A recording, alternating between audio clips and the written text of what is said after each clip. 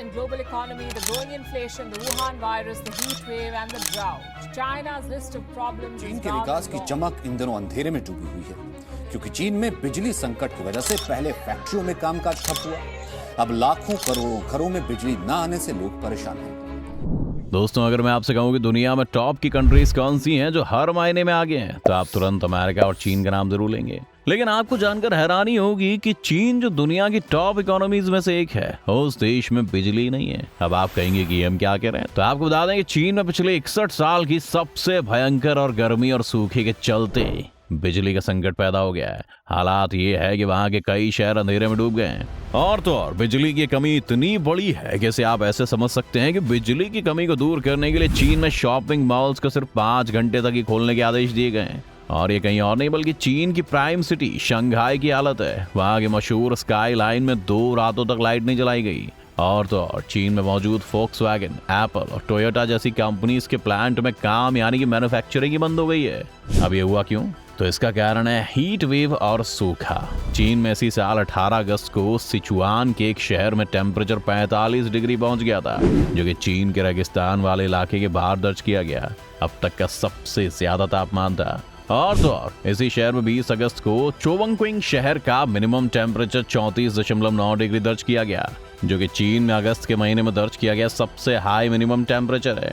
और उस दिन मैक्सिमम टेम्परेचर 43.7 डिग्री था। इसके अलावा देश के सेंट्रल और साउथ वेस्ट इलाकों के दर्जनों शहरों में तापमान 40 डिग्री पार कर गया है। और इस हीट वेव से प्रभावित सिचुआन प्रांत के 1 दर्जन शहर हैं। इतना ही नहीं, यांगजी रिवर के किनारे बसा शंघाई शहर भी गर्मी की मार झेल रहा है। इसलिए हीट वेव को देखते हुए चीन ने 165 शहर और काउंटीज के लिए रेड अलर्ट हीट वार्निंग जारी कर दी है। चीन के वेदर डिपार्टमेंट ने अगले कुछ दिनों तक इन इलाकों में तापमान के 40 डिग्री रहने की आशंका जाहिर की है। और तो और हालात ये हैं कि बढ़ते हुए तापमान को देखते हुए लोगों को घरों में रहने की एडवाइजरी जारी की गई है। अब ये गर्मी तो ठीक थी, लेकिन भारी गर्मी के साथ ही बारिश की कमी ने चीन की मुश्किलें और बढ़ा दी हैं। जुलाई में पिछले साल की तुलना में 40% कम बारिश हुई है, जो 1961 के बाद से जुलाई महीने में सबसे कम बारिश का रिकॉर्ड है। अब इस सूखे में चीन के सिचुआन, हुबेई, हुनान, जियांगशी, अनहुई और चोगसक्विंग जैसे राज्यों में 24.6 लाख लोग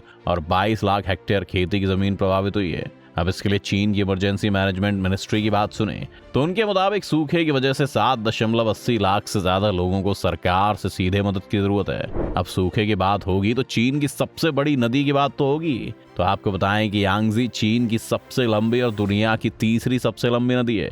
ये नदी तिब्बत के पठारों से निकलकर 4000 मील की लंबी यात्रा के बाद शंघाई के पास पूर्वी चीन सागर में गिरती है। यही वो नदी है चीन की सबसे उपजाऊ खेती की जमीनों को सींचती है। यांगजी नदी चीन के 40 करोड़ लोगों को पीने का पानी उपलब्ध कराती है, लेकिन इस बार सूखे की वजह से इसमें पानी का फ्लो पिछले 5 सालों के एवरेज से भी 50% कम रह गया है। कुछ एनालिस्ट की माने तो सूखे और गर्मी से चीन के सेंट्रल और यांगजी नदी बेसिन इलाकों में चावल और मक्का के प्रोडक्शन को नुकसान पहुंचेगा। एक्सपर्ट्स के मुताबिक मक्का की फसल उस स्टेज में है जहां ज्यादा गर्मी और पानी की कमी पैदावार को नुकसान पहुंचा सकती है। ऐसे में चीन को ब्राजील और अमेरिका से मक्का आयात करना पड़ सकता है, जिससे इसकी इकोनॉमी पर एक्स्ट्रा बोझ पड़ने वाला है। एक्सपर्ट्स की माने तो हीट वेव और सूखे की वजह से सिचुआन और यांगजी नदी से सटे कई राज्यों में सब्जियों के दामों में बेतहाशा बढ़ोतरी हुई है। जून के 3.7% की तुलना में जुलाई में सब्जियों की कीमतों में 12.9% की बढ़ोतरी हुई है। अगस्त में आंकड़ा और बढ़ गया था। वहीं गर्मी की वजह से मुर्गियां 2 से 3% कम अंडों का प्रोडक्शन कर रही हैं, जिससे अनहुई जैसे कुछ राज्यों में अंडों की कीमतें 30% तक बढ़ गई हैं। यानी कि इस बात से आप समझ सकते हैं कि गर्मी और सूखे से न सिर्फ इकोनॉमी पर एक्स्ट्रा बोझ बढ़ रहा है, बल्कि महंगाई भी लोगों की कमर तोड़ने को तैयार है। अब वापस से अपने बिजली वाले मुद्दे पर आए तो ये भी सूखे और गर्मी से कैसे जुड़ा हुआ है।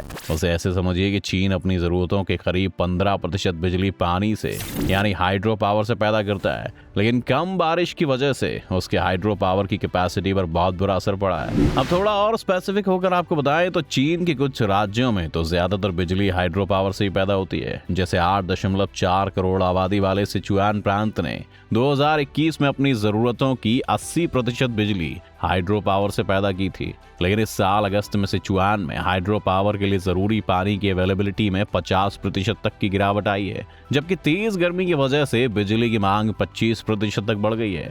अब इससे आप समझ सकते हैं कि ऐसे राज्यों में बिजली का संकट पैदा हो गई। इधर गर्मी बढ़ने से चीन में एसी की डिमांड में जबरदस्त उछाल देखने को मिला है, जिसके चलते पावर ग्रिड पर एक्स्ट्रा लोड पड़ रहा है। अब इससे निपटने के लिए जो किया जा रहा है उसे आपको हमने शुरुआत में बताया था, लेकिन अगर डिटेल में समझें तो बिजली संकट के चलते शंघाई में बूंद के नाम से मशहूर स्काई लाइन में 22 अगस्त से अगली 2 रातों तक लाइट नहीं जलाने का फैसला किया गया था।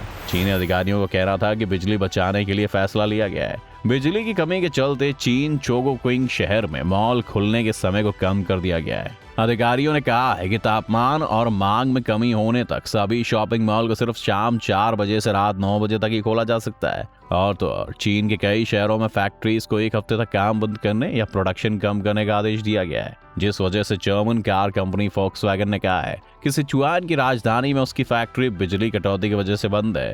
इसी कारण बिजली की कमी से दुनिया भर में कंपनी की कारों की डिलीवरी में देरी हो सकती है। इसके साथ ही चीन में एप्पल के सप्लायर फोक्सवैगन ने भी सिचुआन में फिलहाल अपना प्लांट बंद कर रखा है। टोयोटा के भी प्लांट में काम बंद है। वहीं सिचुआन और चोगक्विंग में इलेक्ट्रिक गाड़ियों के मालिकों ने रिचार्जिंग स्टेशन के बंद होने की शिकायत भी की है।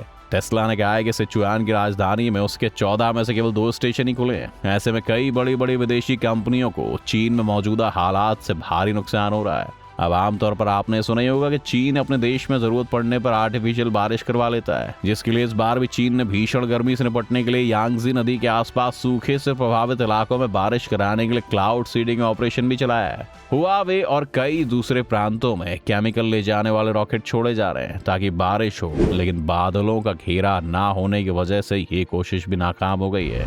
अब इसे आपको थोड़ा और बता दें तो आर्टिफिशियल तरीके से बादलों को बारिश में बदलने की टेक्निक को हम क्लाउड सीडिंग कहते हैं। क्लाउड सीडिंग के लिए सिल्वर आयोडाइड, पोटेशियम आयोडाइड और ड्राई आइस यानी कि सॉलिड कार्बन डाइऑक्साइड जैसे केमिकल्स को हेलीकॉप्टर या प्लेन के जरिए आसमान में बादलों के करीब बिखेर दिया जाता है। ये पार्टिकल हवा में भाप को अट्रैक्ट करते हैं, जिससे तूफानी बादल बनते हैं और आखिर में बारिश होती है। इस तरीके से बारिश होने में अमूमन आधा घंटा लगता है, लेकिन अब चीन की ये आखिरी कोशिश भी नाकाम हो चुकी है। खैर, अब देखना ये होगा कि इस हीट वेव से चीन कैसे उबरता है। आपको क्या लगता है, इस तरह से दुनिया के अलग अलग हिस्सों में आने वाली हीट वेव का क्या मतलब है? दोस्तों, आप अपनी राय में कमेंट करके जरूर बताएं। साथ ही इस वीडियो को लाइक और शेयर करना ना भूलें और चैनल को सब्सक्राइब भी कर लें।